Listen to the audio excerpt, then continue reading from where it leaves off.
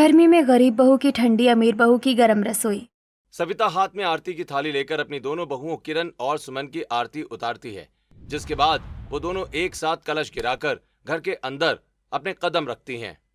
आकाश, विकास, अब तुम दोनों अपनी अपनी पत्नियों को लेकर अपने कमरे में जाओ। आज बहुत थकान हो गई होगी, बाकी बातें हम कल सुबह करेंगे। जी माँ। आकाश अपनी पत्नी किरण को लेकर अपने कमरे में आता है और उससे बातें करते हुए, किरण आप ऐसा क्यों सोच रहे हैं? मेरे पिताजी खुद एक सीधे साधे किसान हैं। मैंने बचपन से हर तरह के दिन देखे हैं। मुझे महलों की चाह नहीं है। मैं आपके साथ हर हाल में खुश रहूंगी। वहीं दूसरी तरफ विकास और सुमन अपने सजे धजे कमरे में आते हैं, जहां सुमन अलमारी के शीशे के सामने खड़ी होकर अपने महंगे लहंगे को देखते हुए विकास से, विकास, देखो ना, मेरा ये लांचा कैसा लग रहा है। मैंने इसे शहर के सबसे बड़े बुटीक और नामी डिजाइनर से खास ऑर्डर देकर बनवाया है। हाँ सुमन, ये वाकई बहुत खूबसूरत और काफी महंगा लग रहा है। लगना ही था। मैं कभी भी लोकल कपड़े नहीं पहनती। मुझे सिर्फ ब्रांडेड और महंगी चीजें ही पसंद आती है। मेरे पापा ने मुझे हमेशा राजकुमारी की तरह रखा है। हाँ, मैं भी पूरी कोशिश करूंगा कि तुम्हारी हर पसंद को पूरा कर सकूं। लेकिन सुमन, तुम्हें एक बात समझनी होगी। मुझे अपनी खुशियों के साथ साथ भैया और भाभी का भी ख्याल रखना है। पिताजी के जाने के बाद भैया ने ही मुझे पाल पोस कर बड़ा किया है। तुम उनका ध्यान रखोगे ना? हाँ ठीक है विकास। बातें करने के बाद दोनों सो जाते हैं और अगली सुबह किरण सिर पर पल्लू रखे कमरे से बाहर आती है और हॉल में सविता को देखकर उनके पैर छूती है। तभी सुमन भी मॉडर्न साड़ी पहने हुए, बिना सर पर पल्लू लिए जमाई लेते हुए कमरे से बाहर निकलती है और सविता को देखकर सिर्फ हाथ हिला देती है। देखो बच्चों, अब ये घर तुम्हारा है। इस घर को तुम्हें अपनी तरह संभालना है। इसीलिए पहली रसोई में जो तुम दोनों को पसंद हो वही जाकर बना लो। मुझे कोई आपत्ति नहीं है। इतना सुनकर किरण और सुमन रसोई में चली जाती हैं। बाप रे, इस भयंकर गर्मी में इतना भारी और ऑयली खाना मुझसे नहीं होगा बाबा। यहाँ खड़े खड़े मेरे पसीने छूट रहे हैं। रसोई कितनी गर्म है। मैं तो सैंडविच और स्मूदी बना रही हूँ। सुमन फ्रिज से ब्रेड, मायोनीज और फल निकालकर जल्दी जल्दी सैंडविच बनाकर मिक्सी में स्मूदी पीसती है और सामान को वहीं स्लैब पर बिखरा छोड़कर अपना ग्लास उठाते हुए, उफ, मेरी तो हालत खराब हो गई। मैं जा रही हूँ बाहर हॉल में बैठकर इसे पीने। यहाँ एक सेकंड भी रुकना सजा जैसा है। बाकी का आप देख लो किरण जी। इतना कहकर सुमन रसोई से बाहर निकल जाती है। वहीं किरण बिखरे हुए सामान, ब्रेड के चूरे और मायोनीज के दागों को देखकर गहरी सांस लेते हुए, अरे देवरानी जी ने तो सब कुछ ऐसे ही गंदा छोड़ दिया। रसोई को तो हमेशा साफ रखना चाहिए। कोई बात नहीं, मैं इसे ठीक कर दूंगी। जिसके बाद किरण पूरी तन्मयता से खाना बनाने में लग जाती है। वो पूरियां तल, कढ़ी छौंकती है और सूजी का हलवा तैयार करती है और फिर खाना बनाने के बाद पूरे स्लैब को कपड़े से पोंछकर सारे बर्तन धोकर सहेज देती है। रसोई एकदम साफ हो गई। अब सबको खाने के लिए बुला लेती हूँ। जिसके बाद किरण हॉल में आकर सभी को आवाज लगाकर खाने पर बुला लेती है। वहीं सविता, आकाश और विकास डाइनिंग टेबल पर आकर बैठ जाते हैं, जहां सुमन पहले से ही बैठी होती है। किरण बड़े आदर से सबको खाना परोसना शुरू करती है। फिर सभी खाना खाते हैं और खाना खाकर अपने अपने काम में चले जाते हैं। और फिर अगले दिन शाम को घर का हॉल मेहमानों से भरा हुआ होता है। मोहल्ले की औरतें किरण और सुमन को देखने आई होती हैं, जहां दोनों बहुएं नए कपड़ों में घूंघट निकाले बैठी होती हैं। तभी रीता सविता से, अरे सविता, तुम्हारी किस्मत तो चमक गई। दोनों बहुएं बिल्कुल चांद का टुकड़ा है। एक गांव की सादगी लेकर आई है तो दूसरी शहर की चमक दमक। मुंह दिखाई की रस्म पूरी होने के बाद सभी पड़ोसी अपने अपने घर चले जाते हैं। और फिर अगले दिन किरण सुबह सुबह तैयार होकर सविता के पास आकर, माँ जी, बाहर बहुत तेज गर्मी हो रही है, इसलिए मैंने सोचा कि आज नाश्ता कुछ हल्का और ठंडा बनाया जाए। अच्छी बात है बेटा, क्या बनाने का विचार है तुम्हारा? माँ जी, मैं सोच रही थी कि दही का रायता, फ्रेश सलाद, सूजी के चीले और साथ में मूंगफली की चटनी बना लूं। गर्मी में ये सब पेट के लिए बहुत ठंडा और फायदेमंद रहेगा। हाँ बहू, गर्मी के मौसम में ऐसे ही हल्का भोजन शरीर को ठीक रखता है। तुम जाकर रसोई में तैयारी करो। जिसके बाद किरण रसोई में जाकर सबसे पहले पूरे स्लैब को साफ करती है। फिर सूजी का बैटर तैयार कर तवे पर चीले सेकने लगती है। तभी सुमन वहां आकर चीलों को देखते हुए, उफ, ये क्या है? सुबह सुबह ये चीला और मूंगफली की चटनी। मुझे इस तरह का खाना बिल्कुल पसंद नहीं है। मैं ये सब नहीं खा सकती। देवरानी जी, सूजी का चीला है, नुकसान नहीं करेगा। गर्मी में दही और रायता सेहत के लिए बहुत अच्छा होता है। नहीं, मुझे नहीं खाना। मैं अपने लिए खुद कुछ बना लूंगी। मुझे ये गाँव जैसा खाना पसंद नहीं आता। जिसके बाद सुमन फ्रिज से ब्रेड और चीज निकालकर शेल्फ पर टोस्टर रखती है और उसमें ब्रेड ग्रिल करने लगती है। ऐसे ही खाना बनाते हुए वो स्लैब पर मायोनीज की बोतल और सॉस फैला देती है और फिर पसीना पोंछते हुए, इस किचन में तो खड़े होना भी आफत है। मेरा ग्रिल टोस्ट तैयार हो गया है। मैं इसे लेकर डाइनिंग एरिया में जा रही हूँ। यहाँ की गर्मी मुझसे झेली नहीं जाती। सुमन अपना टोस्ट और सॉस की कटोरी लेकर बाहर चली जाती है। वो काउंटर पर टोस्टर का प्लग, ब्रेड के टुकड़े और मायोनीज की खुली बोतल वैसे ही छोड़ देती है। वहीं किरण बर्तनों को समेटते हुए, ओफो, देवरानी जी ने फिर से पूरी रसोई गंदी छोड़ दी। कम से कम सामान तो अपनी जगह रख देना चाहिए था। इस तरह गंदगी में खाना कैसे बन सकता है। किरण गहरी सांस लेकर फिर से रसोई की सफाई करने में जुट जाती है। वो मायोनीज की बोतल बंद करके फ्रिज में रख काउंटर साफ करती है। तभी सविता रसोई में पानी पीने के लिए आती है। अरे किरण बेटा, तुम नाश्ता बनाने के बाद फिर से रसोई साफ कर रही हो? अभी तो तुमने सुबह ही सफाई की थी ना? हाँ माँ जी, क्या करूँ। देवरानी जी जब भी रसोई में आती हैं, वो सारा सामान बिखरा हुआ और गंदा छोड़ देती हैं। हर बार मुझे ही आकर सब साफ करना पड़ता है। आप प्लीज उन्हें थोड़ा समझाइए ना कि रसोई को साफ रखना हम दोनों की जिम्मेदारी है। इस तरह रोज रोज गंदगी छोड़ना ठीक नहीं है। ठीक है बहू, तुम परेशान मत हो। मैं सुमन से बात करूंगी। जरा मुझे पानी दे दो, मुझे बहुत प्यास लगी है। माँ जी ये लीजिए, पानी पीजिए। बाहर धूप बहुत तेज है, इसलिए प्यास ज्यादा लग रही होगी। आप 2 मिनट बैठिए, मैं रसोई साफ करके अभी आपके लिए ठंडा ठंडा आम पन्ना बना कर ले आती हूँ। उससे शरीर को बहुत राहत मिलेगी। जिसके बाद सविता हॉल में चली जाती है और किरण आम पन्ना बनाने में जुट जाती है। वहीं हॉल में सुमन सच धज कर अपने कमरे से बाहर निकलती है। तभी सविता उसे देखकर अपने पास बुलाकर समझाते हुए, बेटा, मैं ये कह रही थी कि जब भी तुम रसोई में कुछ बनाने जाओ तो साफ सफाई का ध्यान रखा करो। इस तरह गंदगी फैलाकर छोड़ना अच्छी बात नहीं है। घर की रसोई हमेशा साफ रहनी चाहिए। माँ जी, मुझे अच्छी तरह पता है कि आपको ये सब किसने बताया है। मैं उस गरीब गवार की तरह हरदम किचन में नहीं घुसी रह सकती हूँ। मुझे शुरू से नौकरों चाकरों के बीच रहने की आदत है। इतना काम करने की और बर्तन मांजने की मेरी आदत बिल्कुल नहीं है। तभी किरण रसोई से एक ट्रे में आम पन्ने के गिलास लेकर हॉल में आती है और सुमन की सारी बातें सुन लेती है। और देवरानी जी, मैंने माँ जी से आपकी कोई शिकायत नहीं की है और ना ही उन्हें आपके खिलाफ भड़काया है। मैं तो बस ये कह रही थी कि हम दोनों को मिलकर रसोई को साफ रखना चाहिए। खैर, आप गुस्सा छोड़िए। मैंने इस भयंकर गर्मी में सबके लिए ये ठंडा आम पन्ना बनाया है। आप भी एक गिलास पी लीजिए। उसी समय दरवाजे से आकाश और विकास ऑफिस का बैग लिए अंदर आते हैं। दोनों भाई बहुत थके हुए और पसीने से तरबतर दिखाई देते हैं।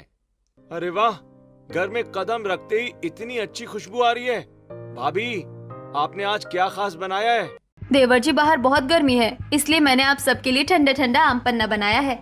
आप दोनों हाथ मुंह धोकर आइए, मैं देती हूँ। अरे वाह किरण, मुझे आम पन्ना बहुत पसंद है। जिसके बाद दोनों भाई हाथ मुंह धोकर सभी के साथ हॉल में आकर बैठ जाते हैं और आराम से आम पन्ना पीने लगते हैं। ऐसे ही कुछ दिन बीतते हैं और बीतते दिनों के साथ दोनों बहुओं का स्वभाव भी साफ साफ दिखने लगता है। जहां किरण रोज पूरी सफाई से सात्विक, हल्का और ठंडा खाना बनाती है और रसोई को शीशे की तरह चमका कर रखती है, तो वहीं दूसरी तरफ सुमन काफी मसालेदार खाना बनाती है और रसोई को गंदा छोड़ देती है। और फिर एक दोपहर विकास सभी से, सुमन देखो, मेरे ऑफिस के कुछ खास दोस्त आए हैं। तुम जल्दी से किचन में जाकर हम सबके लिए अच्छी सी कॉफी और कुछ नाश्ता बना दो। उफ, इस दोपहर की भयंकर गर्मी में मैं कॉफी बनाने जाऊं? ठीक है, बनाती हूँ, पर इसके बाद मुझसे कोई काम मत कहना। सुमन चिढ़कर किचन में चली जाती है और कॉफी बनाकर हॉल में आते हुए, लीजिए कॉफी और सैंडविच। ओफो, मैं तो इस गर्मी में किचन में जाकर पूरी तरह थक गई हूँ। अब मैं आराम करने अपने कमरे में जा रही हूँ। इतना सोचकर सुमन सीधे अपने कमरे में जाकर दरवाजा बंद कर लेती है। जिसकी कुछ देर के बाद ही विकास के दोस्त कॉफी पीकर चले जाते हैं। तभी किरण रात का खाना बनाने के लिए रसोई में प्रवेश करती है और रसोई के अंदर का नजारा देख किरण के होश उड़ जाते हैं। सिंक बर्तनों से भरा हुआ और दूध उबलकर काउंटर पर गिरा हुआ होता है। वहीं कॉफी का पाउडर पूरे स्लैब पर बिखरा पड़ा था। तभी किरण अपने आप से, अब बहुत हो गया। आज तो मुझे इस बारे में सीधे माँ जी और पूरे परिवार से साफ साफ बात करनी ही होगी। इस तरह रोज का तमाशा मैं नहीं सह सकती। किरण गुस्से में रसोई से बाहर हॉल में आती है, जहां सविता, आकाश और विकास पहले से बैठे होते हैं। माँ जी, मुझे आज आपसे बहुत जरूरी बात करनी है। इस तरह ये देवरानी जी रोज रसोई को बिल्कुल नरक जैसा गंदा छोड़कर चली जाती हैं। सुबह शाम हर वक्त मुझे ही आकर पूरी गंदगी साफ करनी पड़ती है। ये बहुत गलत बात है। तभी सुमन भी अपने कमरे का दरवाजा खोलकर हॉल में आ जाती है और किरण की बात सुनकर आग बबूला होते हुए, मेरी बुराइयां माँ जी से करने से पहले थोड़ा सोच लो। ये घर तुम्हारा अकेले का नहीं है जो तुम मुझ पर इस तरह हुक्म चला रही हो। मैं कब कह रही हूँ कि ये अकेले मेरा घर है, लेकिन आप इस तरह पूरे घर की रसोई को गंदा नहीं रख सकती। मैं तो रसोई को ऐसे ही रखूंगी, मुझसे तुम्हारी तरह नौकरों वाले काम नहीं होते। अगर तुम्हें इस बात से इतनी ही दिक्कत है तो साफ सुन लो, हम दोनों अब एक साथ इस घर में नहीं रह पाएंगे। दोनों बहुओं के बीच बहस बहुत ज्यादा बढ़ जाती है। तभी आकाश और विकास दोनों बीच में आकर उन्हें शांत कराने की कोशिश करते हैं। किरण, सुमन, तुम दोनों शांत हो जाओ प्लीज। घर की बात को घर में ही सुलझा लेते हैं ना, इस तरह चिल्लाने से क्या फायदा। हाँ सुमन भैया सही कह रहे हैं, तुम इतना गुस्सा क्यों कर रही हो? भाभी तो सिर्फ सफाई की बात कर रही है ना। तुम चुप रहो विकास। माँ जी, अब फैसला आपको करना होगा। मैं इस गांव वाले के साथ एक छत के नीचे नहीं रह सकती। हम दोनों में से इस घर में अब कोई एक ही रहेगा। आप इसके साथ रहिए या मेरे साथ। अगर तुम दोनों साथ नहीं रह सकती तो ठीक है। बड़ी बहू किरण, तुम और आकाश ये घर छोड़कर अभी चले जाओ। मैं छोटी बहू सुमन के साथ इस घर में रह लूंगी। माँ, आप ये कैसी बातें कर रही हैं?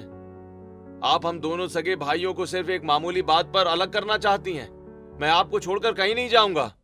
ठीक है आकाश, अगर तुम दोनों यहाँ रहोगे तो फिर मैं ये घर छोड़कर चली जाऊंगी। अब फैसला तुम्हारे हाथ में है। नहीं माँ जी, आपकी वजह से भाइयों में दरार आए, ये मैं कभी नहीं चाहूंगी। सुनिए, जब माँ जी ने कह दिया है तो अब हम क्या कर सकते हैं। चलिए हम यहाँ से चलते हैं। आकाश और किरण भारी मन से अपने कमरे में जाकर अपना बैग पैक कर सविता के पास आकर उसके पैर छूने की कोशिश करते हैं, लेकिन सविता अपना मुंह फेर लेती है, जिसके बाद दोनों घर से बाहर निकल जाते हैं। और फिर आकाश अपने दोस्त राजू से मदद मांगता है। वहीं राजू उन्हें उनके बजट के हिसाब से शहर के एक बहुत ही साधारण और पिछड़े इलाके में ले जाता है, जहां एक छोटी सी झोपड़ी किराए पर खाली होती है। देख भाई आकाश यार, तूने बहुत अर्जेंट में घर ढूंढने को कहा था और तेरे बजट में इस समय तुरंत यही एक छोटा सा घर मिल पाया है। बुरा मत मानना भाई। अरे कोई बात नहीं राजू, तूने इस मुश्किल समय में हमारी मदद की, यही बहुत है। कोई दिक्कत नहीं है राजू भैया, आप इस घर को हमारे लिए फाइनल कर दीजिए। हमारे लिए ये छत ही बहुत है। हम इसी घर में बहुत प्यार से रह लेंगे, आप चिंता मत कीजिए। राजू चाबी देकर वहां से चला जाता है। फिर किरण अपना बैग एक कोने में रखकर घर की दीवारों और धूल से सने फर्श को देखकर अपना पल्लू कमर में बांधते हुए, सुनिए, आप बाजार जाइए और घर के लिए कुछ जरूरी सब्जियां और राशन ले आइए। तब तक मैं यहाँ झाड़ू पोछा करके सब साफ करती हूँ। आकाश मुस्कुराकर बाजार चला जाता है। फिर किरण पूरे उत्साह के साथ झोपड़ी में झाड़ू लगाने के बाद फर्श पर पोछा मारने लगती है। वहीं दूसरी तरफ सविता के घर में सुमन एक मिस्त्री को बुलाकर रसोई दिखाते हुए, देखो, तुम सबसे पहले ये जो खुली हुई खिड़कियाँ लगी है ना, इनको पूरी तरह से कांच से पैक कर दो। यहाँ बाहर की हवा नहीं आनी चाहिए। इस पूरी दीवार पर महंगे वाले काले कांच लगा दो। मेरी रसोई एकदम आधुनिक और मॉडर्न दिखनी चाहिए। मिस्त्री सुमन के कहे अनुसार खिड़कियों को बंद करके वहां कांच लगाने का काम शुरू कर देता है। वहीं दूसरी तरफ अपनी छोटी सी झोपड़ी में किरण अपनी रसोई की पुरानी खिड़की को खोलते हुए अपने आप से, वाह, इस खिड़की को खोलने से कितनी ठंडी ताजी हवा अंदर आ रही है। यहाँ चारों तरफ फैली मिट्टी को मैं अच्छे से साफ कर देती हूँ ताकि खाना बनाने में कोई दिक्कत ना हो। उधर सुमन के घर की रसोई में काले कांच लगकर पूरी तरह तैयार हो चुके थे। वो अपनी नई मॉडर्न रसोई को देखकर गर्व से मुस्कुराती है और अपनी तीखी स्पाइसी डिशेस बनाने की तैयारी करने लगती है। अब मैं इस रसोई को पूरी तरह अपने हिसाब से रखूंगी। वो जेठानी मुझे बहुत रोकती थी, अब मैं जितना मर्जी उतना स्पाइसी खाना बनाकर खाऊंगी। वहीं दूसरी तरफ किरण मिट्टी से एक सुंदर सा मिट्टी का चूल्हा बनाकर तैयार करती है। तभी आकाश बाजार से सब्जियां लेकर लौटता है। देखिए, हमारी रसोई पूरी तरह तैयार हो गई है। मैंने मिट्टी से अच्छे से लीप लिया है और चूल्हा भी बना लिया है। हाँ किरण, ये लो, मैं बाजार से ताजी सब्जियां लेकर आया हूँ। अब तुम खाना बना लो। वैसे खाने में क्या बना रही हो आज? मैं आज मिट्टी के चूल्हे पर तुरई की सब्जी, रोटी, दाल और चावल बना लेती हूँ। गर्मी के मौसम में ऐसी साधारण और सात्विक चीजें ही शरीर को सबसे ज्यादा तृप्ति देती है। किरण चूल्हा जलाकर बड़े चाव से सादा खाना बनाने लगती है। दूसरी तरफ सुमन अपनी पूरी पैक हो चुकी रसोई में पास्ता, बर्गर और चाउमीन जैसी भारी चीजें बनाने में जुटी होती है।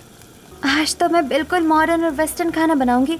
इस पैक्ड किचन में भले ही थोड़ी उमस हो रही है, पर पास्ता और बर्गर खाने का मजा ही कुछ और है। ऐसे ही सुमन खाना बनाकर डाइनिंग टेबल पर परोसती है और विकास के साथ बैठकर खाने लगती है।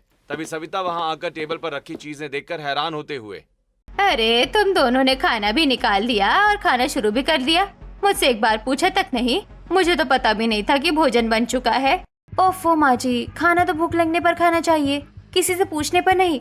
हमें बहुत तेज भूख लगी थी तो हमने खा लिया। अब आपको खानी हो तो आप खा लो, मैं थक गई हूँ और अब आराम करने जा रही हूँ। हाँ माँ, मैं भी ऑफिस के काम से बहुत थक गया हूँ। आप आराम से खाना खा लीजिए, मैं भी सोने जा रहा हूँ। इतना कहकर दोनों अपने कमरे में चले जाते हैं। वहीं सविता डाइनिंग टेबल पर अकेली बैठी रह जाती है। उसे अचानक अपनी बड़ी बहू किरण की याद आने लगती है। उसकी आंखों में आंसू आ जाते हैं। माँ जी, मैंने खाना बना लिया है, चलिए खाना खा लीजिए। किरण बहू, मुझे अभी भूख नहीं है, तुम लोग खा लो, मैं बाद में खा लूंगी। माँ जी, ऐसा कैसे हो सकता है कि हम आपके बिना खाना खा लें? कोई बात नहीं है, जब आपको भूख लगेगी तब हम साथ में ही खाना खा लेंगे। किरण जब यहाँ थी तो मेरा कितना ख्याल रखती थी। सविता रोते हुए चुपचाप खाना खा लेती है और अपने कमरे में जाकर सो जाती है। वहीं अगले दिन सुबह किरण अपनी झोपड़ी में आकाश से, सुनिए, आज हम बाजार चलते हैं, वहाँ से कुछ पुराने और नए मटके, हरी सब्जियाँ, कुछ बीज, गमले और कुछ पुराने प्लास्टिक के डब्बे इकट्ठा करके ले आते हैं। मुझे अपनी रसोई को ठंडा करना है। ठीक है किरण, मैं तुम्हें अपनी साइकिल से बाजार छोड़ देता हूँ। तुम अपना सारा सामान खरीद लेना और जब मेरा लंच टाइम होगा तब मैं तुम्हें वापस लेने आ जाऊंगा। आकाश किरण को बाजार छोड़ देता है। वहीं दूसरी तरफ सुमन भी विकास से, विकास चलो ना, आज मुझे मेरी सहेलियों के साथ एक बड़ी किटी पार्टी में जाना है। मुझे पार्टी के लिए कुछ नए कपड़े और कुकिंग के लिए रेडीमेड मसाले खरीदने हैं। ठीक है सुमन, मैं तुम्हें मार्केट छोड़ देता हूँ। जब मेरा लंच टाइम होगा तब मैं तुम्हें गाड़ी से वापस लेने आ जाऊंगा। तुम अपनी शॉपिंग कर लेना। जिसके बाद विकास भी सुमन को बाजार में छोड़कर ऑफिस चला जाता है। एक तरफ बाजार में किरण पुराने डिब्बे, मिट्टी के गमले, धनिया, पुदीना और मिर्ची के बीज खरीद रही होती है, तो वहीं दूसरी तरफ सुमन एक बड़ी दुकान से महंगे कपड़े और पास्ता, बर्गर, रेडीमेड मसाले ले रही होती है। ऐसे ही शॉपिंग करते हुए दोनों अचानक एक मोड़ पर आमने सामने आ जाती हैं। तभी किरण सुमन को देखकर, प्रणाम देवरानी जी, कैसी हैं आप? घर में माँ जी और देवर जी सब ठीक ठाक तो है ना? तुम्हारे जाने के बाद तो मैं और मेरा पूरा परिवार बिल्कुल ठीक है। वैसे देवरानी जी, आपने काफी सारे रेडीमेड मसाले और मैदे से बनी हुई चीजें खरीदी है। ये सब माँ जी के स्वास्थ्य के लिए बिल्कुल अच्छा नहीं है। तुम मुझे फालतू का ज्ञान मत दो। तुम अपने इस कबाड़, टीन टप्पर और पुराने डब्बों के बारे में सोचो जो तुमने खरीदे हैं। मेरे और मेरे घर के बारे में सोचना बंद करो। इतना कहकर सुमन अपने रास्ते चली जाती है। वहीं किरण भी वहां से चली जाती है और फिर थोड़ी देर के बाद दोनों के पति उन्हें लेने आ जाते हैं। फिर वो अपने अपने घर लौट जाते हैं। वहीं किरण घर आकर उन डिब्बों और गमलों में मिट्टी भरती है और धनिया, पुदीना और मिर्च के बीज डालकर उन्हें रसोई की खिड़की और दरवाजे के पास लटका देती है और फिर अपने आप से, सिर्फ इतना करने से मेरी रसोई ठंडी नहीं होगी, मुझे कुछ और भी करना होगा। किरण पुराने टाट और चटाई को काटकर खिड़कियों पर लगाती है और मिट्टी के मटकों में ठंडा पानी भरकर उनके ऊपर गीली बोरी लपेट देती है, जिससे पूरी झोपड़ी ठंडी हो जाती है। वहीं दूसरी तरफ सुमन अपने घर पहुंचती है। बेटा सुमन, तुम बाजार से आ गई? मुझे बहुत तेज भूख लगी है, सुबह से कुछ नहीं खाया, जरा खाना दे दे। अभी खाना नहीं मिलेगा माँ जी, आज मेरे घर पर मेरी किटी पार्टी है। मैंने अपनी सहेलियों को बुलाया है ताकि उन्हें अपनी नई मॉडर्न पैक्ड रसोई दिखा सकूं। इतना कहकर सुमन किचन में जाकर भारी स्मोकी फ्लेवर वाले तीखे व्यंजन बनाने लगती है। वहीं पूरी तरह बंद रसोई होने के कारण पूरा धुआं बाहर हॉल में फैल जाता है, जिससे सविता को तेज खांसी आने लगती है। बेटा सुमन, तुम्हें तो अच्छी तरह पता है ना कि मुझे अस्थमा की बीमारी है। इस धुएं से मुझे सांस लेने में बहुत तकलीफ हो रही है। इस खिड़की के कांच तो खोल दो। माँ जी, अपनी दिक्कतों के सिवा आपको कभी मेरे बारे में भी कुछ समझ में आता है कि नहीं? जब तक वो किरण यहाँ थी मैंने कभी घर में किटी पार्टी नहीं की। आज मेरी सहेली आ रही है तो ये सब तो मैं करूँगी ही ना। आप अपने कमरे में जाकर बैठिए। सविता बेगानी होकर एक कोने में बैठ जाती है और भूखी प्यासी भगवान को याद करने लगती है। वहीं दूसरी तरफ सुमन अपनी ठंडी रसोई में लौकी की सब्जी, दाल, चावल, रायता बनाकर आकाश को खिलाती है। ऐसे ही थोड़ी देर के बाद सुमन की किटी पार्टी में उसकी सहेलियां आती हैं। वो बंद रसोई और वहां फैले धुएं को देखकर आपस में कानाफूसी करते हुए, अरे सीता देखो, सुमन ने रसोई में कांच लगवाकर इसे पूरी तरह पैक कर दिया है। कितनी घुटन और गंदगी है यहाँ। सिर्फ कांच लगवाने से सफाई थोड़ी ना होती है। हाँ बहन, यहाँ तो खड़े होने में भी सांस फूल रही है। कितना गंदा किचन है इसका। इससे अच्छी तो किरण थी। ऐसे ही किटी पार्टी खत्म होने के बाद सभी अपने अपने घर लौट जाते हैं और फिर अगले दिन सविता की ननद अचानक उनके घर आती है। अरे सविता, कहाँ है तुम्हारी दोनों बहुएं? दिखाई नहीं दे रही। दीदी, अब दोनों बहुएं साथ नहीं रहती, वो अलग अलग रहती है। मैं छोटी बहू को आवाज देती हूँ, सुमन, ओ सुमन बेटा, जरा बाहर आओ, बुआ जी आई है। सविता के आवाज लगाने पर भी सुमन अपने कमरे से बाहर नहीं आती। फिर सविता खुद उठकर उसके कमरे के दरवाजे पर जाकर, बहू तुम्हारी बुआ सास आई है, तुम एक बार बाहर आकर उनसे मिल लो। ओफो माँ जी, क्या जरूरत थी उन्हें आज के दिन बुलाने की? मैं अभी सो रही हूँ, मुझसे नहीं आया जाएगा। सुमन की बात से परेशान होकर सविता हॉल में वापस आ जाती है। दीदी दरअसल मैं बहू की तबीयत थोड़ी ठीक नहीं है, वो अभी आराम कर रही है, मैं खुद आपके लिए चाय बना लाती हूँ। इतना कहकर सविता रसोई में जाती है, जहां माधवी भी उसके पीछे पीछे रसोई तक पहुंचती है और रसोई का नजारा देखकर मुंह बना लेती है। सिंक में बर्तन सड़ रहे होते हैं और पूरी रसोई बंद होने के कारण भट्टी की तरह उबल रही होती है। ये क्या हॉल बना रखा है रसोई का सविता? सिंक में इतने सारे जूठे बर्तन पड़े हैं और ये कांच लगवाकर रसोई को पूरी तरह पैक क्यों करवा दिया है? यहाँ तो इतनी गर्मी और घुटन है कि इंसान बीमार पड़ जाए। तभी विकास ऑफिस से आता है और सीधे किचन में जाकर बुआ जी के पांव छूता है और अपनी माँ को नाश्ता बनाते देख सीधे अपने कमरे में जाकर सुमन से, सुमन ये तुम्हारा क्या तरीका है यार? बुआ जी घर पर आई हैं और तुम कमरे में सो रही हो। माँ इस उम्र में रसोई में खड़ी होकर चाय नाश्ता बना रही हैं। चलो अभी बुआ जी के लिए नाश्ता तैयार करो तुम। सुमन मुंह बनाकर रसोई में चली जाती है। माँ जी आप बाहर जाइए, मैं बना देती हूँ नाश्ता। जिसके बाद सविता माधवी के साथ हॉल में आकर बैठ जाती है। वहीं सुमन चिढ़ते हुए मैगी और पास्ता बनाने लगती है। उसके तीखे मसालों के धुएं से पूरी रसोई और हॉल भर जाते हैं, जिससे माधवी को खांसी आने लगती है। अरे सविता, तुझे तो दमा की बीमारी है ना? तेरी बहू को थोड़ा तो सोचना चाहिए कि इस धुएं और तीखे खाने से तेरी जान पर बनाएगी। आजकल की बहुएं किसी का ख्याल नहीं रखती।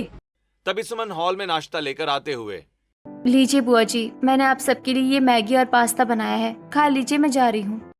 सुमन नाश्ते की प्लेट टेबल पर पटक कर बिना बात किए अपने कमरे में चली जाती है। वहीं माधवी पास्ता खाती है तो मिर्च के मारे उसका मुंह जलने लगता है। बाप रे, इस भयंकर गर्मी में इतना तीखा और मसालेदार खाना। सविता तू ये रोज कैसे खाती है? क्या बताओ दीदी, ये तीखा खाना खा खा कर मेरा डाइजेशन पूरी तरह खराब हो चुका है। मेरी तबीयत रोज खराब रहने लगी है। वैसे सविता, तेरी बड़ी बहू किरण कहाँ रहती है? मैं आई हूँ तो उससे भी मिल लेती हूँ, मुझे उसका पता दे। सविता माधवी को किरण का पता बताती है, जिसके बाद माधवी किरण की झोपड़ी पर पहुंचती है। वहीं किरण उन्हें देखकर तुरंत पहचान जाती है और दौड़कर उनके पैर छूती है।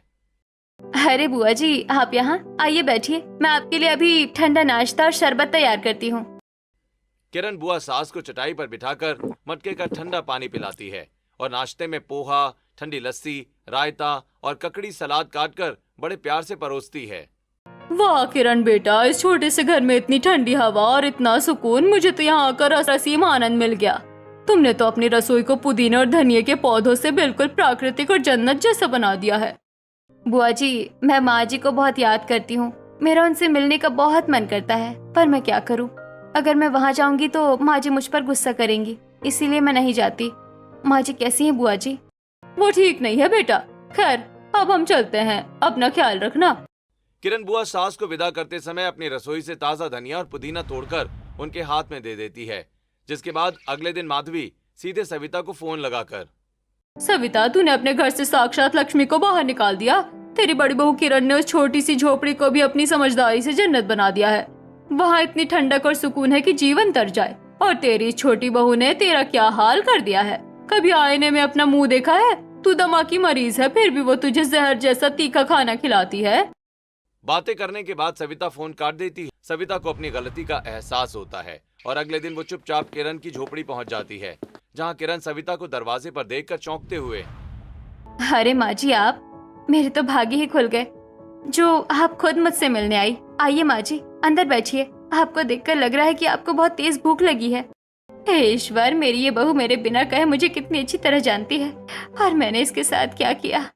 किरण जल्दी से रसोई में जाती है और मिट्टी के चूल्हे पर लौकी की ठंडी सब्जी, दही का रायता, सलाद और सादी रोटियां बनाती है। चूल्हा जलने के बाद भी खुली खिड़की से सारा धुआं बाहर निकल जाता है। वहीं किरण सूती बोरियों को गीला करके खिड़की पर लटका देती है, जिससे हवा और ठंडी हो जाती है। जिसके बाद बड़े आदर से सविता को खाना परोसती है। माँ जी खाइए, मैंने आपके स्वास्थ्य के हिसाब से खाना बनाया है, क्योंकि मुझे पता है कि आपको तीखा भोजन नुकसान करता है। सविता रोते हुए बड़े चाव से खाना खाती है। वो देखती है कि यहाँ कोई धुआं और घुटन नहीं है। ऐसे ही किरण से मिलकर वापस अपने घर लौट आती है, जहाँ घर पर विकास और सुमन हॉल में बैठे होते हैं। माँ जी, आप सुबह से कहाँ चली गई थी? हमें आपकी कोई खबर ही नहीं थी। मैं अपनी बड़ी बहू किरण के पास गई थी, वो बहुत अच्छी है। उसने अपने उस छोटे से किराए के घर को भी अपनी ठंडी रसोई से स्वर्ग बना दिया है। माँ जी, मुझे उस गरीब के बारे में कोई बात नहीं करनी है। आप उसकी तारीफ करना बंद कीजिए। सुमन, ये तुम्हारा क्या तरीका है? हाँ, वो मेरी भी भाभी हैं और माँ बिल्कुल सही कह रही हैं। तुमने तो कांच लगवाकर इस घर की रसोई को पूरी तरह नरक और भट्ठी बना दिया है। तुम्हें माँ का थोड़ा भी ख्याल रखना नहीं आता। अच्छा, तब आप माँ बेटे मिलकर सिर्फ मेरी बुराई ही करते रहना। मुझसे नहीं होता ये सब। सुमन गुस्से में पैर पटकती हुई अपने कमरे में चली जाती है। कुछ दिन और बीत जाते हैं और एक दोपहर सविता की तबीयत अचानक बहुत ज्यादा खराब हो जाती है। वो खांसते हुए सुमन से, बहू, मेरी तबीयत कुछ ठीक नहीं लग रही है, सीने में बहुत दर्द है। माँ जी, आपकी इस रोज रोज की बीमारी के लिए मैं अपनी सहेलियों की किटी पार्टी नहीं छोड़ सकती। मुझे देर हो रही है, मैं जा रही हूँ, आप खुद देख लीजिए। सुमन घर का दरवाजा बंद करके चली जाती है। सविता बेबस होकर किसी तरह किरण को फोन लगाती है। वहीं किरण फोन उठाते ही घबरा जाती है। हाँ माँ जी, आपकी आवाज को क्या हुआ? आप ठीक तो है ना? बेटा, मेरी तबीयत बहुत खराब है, घर में कोई नहीं है। माँ जी, आप घबराइए मत, मैं अभी आपके पास आ रही हूँ। किरण तुरंत भागते हुए सविता के घर पहुंचती है। वो सविता की हालत देखकर सीधे रसोई में जाती है ताकि उनके लिए गर्म काढ़ा और हल्का सा दलिया बना सके। तभी सुमन किटी पार्टी से वापस लौट आती है और किरण को किचन में देखकर चिल्लाते हुए, किरण, तुम्हारी हिम्मत कैसे हुई मेरे किचन में पैर रखने की? बाहर निकलो यहाँ से, अभी के अभी। देवरानी जी, मैं यहाँ अपने लिए नहीं आई हूँ। माँ जी की तबीयत बहुत खराब थी, उन्होंने मुझे फोन किया था। मैं तो बस उनके लिए थोड़ा सा काढ़ा बनाने आई हूँ, वो बनाकर मैं तुरंत चली जाऊंगी। तुम बस बहाने ढूंढती हो इस घर में आने के, तुम मेरा पीछे क्यों नहीं छोड़ देती? सुमन के चिल्लाने की आवाज सुनकर सविता खांसते हुए हॉल में आती है। उसी समय आकाश और विकास भी घर के अंदर आते हैं। तभी सविता सुमन से, सुमन, चुप हो जाओ, वो भी मेरी बहू है और ये घर मेरा है, इसीलिए उसका भी इस घर पर पूरा हक है। ये घर आपका था माँ जी, अब ये घर आपका नहीं है, ये घर मेरा है और मैं उसे पूरी तरह से अपने हिसाब से ही चलाऊंगी। यहाँ किसी और की कोई जगह नहीं है। माँ जी, कोई बात नहीं, आपकी तबीयत अब थोड़ी ठीक है, मैं चली जाती हूँ, आप अपना ख्याल रखना। किरण आकाश को लेकर भारी मन से घर से बाहर निकल जाती है। सविता की आंखों में पश्चाताप के आंसू बहने लगते हैं। वो अपने आप से बातें करते हुए मन ही मन, मुझे आज अपनी सबसे बड़ी गलती का एहसास हो गया है। मैंने चंद पैसों की चमक और अमीर बहू के अहंकार के चक्कर में अपने घर की असली लक्ष्मी को बाहर निकाल दिया था। अगले दिन सुबह सविता अपने पारिवारिक वकील को घर बुलाती है, जहां सविता, विकास और सुमन सोफे पर वकील के सामने बैठे होते हैं। वकील कुछ कागजात टेबल पर रखता है कि तभी सुमन, माँ जी, ये वकील साहब यहाँ क्या कर रहे हैं और ये कागजात किस चीज के हैं? ये वही कागजात है सुमन, जो मुझे बहुत पहले तैयार करवा लेने चाहिए थे। वकील साहब, आप सबको बता दीजिए कि इसमें क्या लिखा है। सविता जी ने इस पूरे घर को 2 बराबर भागों में बांट दिया है। ये घर आधा आकाश और किरण के नाम पर होगा और आधा विकास और सुमन के नाम पर। दोनों भाइयों और बहुओं का इस पर आधा आधा मालिकाना हक है। ये क्या अनर्थ कर दिया आपने माँ जी? आपको ये पूरा घर मेरे नाम पर करना चाहिए था, क्योंकि मैं आपके साथ इस घर में रह रही हूँ और आपकी जिम्मेदारी उठा रही हूँ। सुमन, ये मत भूलो कि तुम मेरे साथ रह रही हो, पर आज मैं साफ कर देती हूँ कि मैं अब तुम्हारे साथ एक पल भी नहीं रहूंगी। मैं अपनी बड़ी बहू किरण और बेटे आकाश के साथ रहूंगी। इतना कहकर सविता अपने कमरे में जाकर अपना बैग उठाती है और बाहर निकल जाती है। वहीं वकील भी चला जाता है। विकास हॉल में अकेला खड़ा होकर सुमन को गुस्से से देखते हुए, यही चाहती थी ना तुम सुमन? अब तुम पूरी तरह से अकेली रहो इस बड़े घर में, इस गर्म, घुटन भरी और बंद रसोई में अकेली बैठकर अपने ऐशो आराम की जिंदगी का मजा लो। आज से तुम्हारा मुझसे और इस परिवार से कोई रिश्ता नहीं है। मुझे जीवन भर ये याद रहेगा कि तुमने किस तरह मेरे परिवार को तोड़ा और माँ को घर से जाने पर मजबूर किया। विकास अपना बैग उठाता और सुमन को अकेला छोड़कर अपनी माँ के पीछे चला जाता है। वहीं सुमन हॉल में अकेली खड़ी रह जाती है। वहीं दूसरी तरफ किरण अपनी ठंडी रसोई में मिट्टी के चूल्हे पर बहुत ही स्वादिष्ट और सादा खाना बना रही होती है, जहां सविता, आकाश और विकास मुस्कुराते हुए एक साथ बैठे खाना खा रहे होते हैं और किरण बड़े प्यार से सभी को भोजन परोस रही होती है। पूरा परिवार एक साथ हंसते मुस्कुराते खाना खाता है।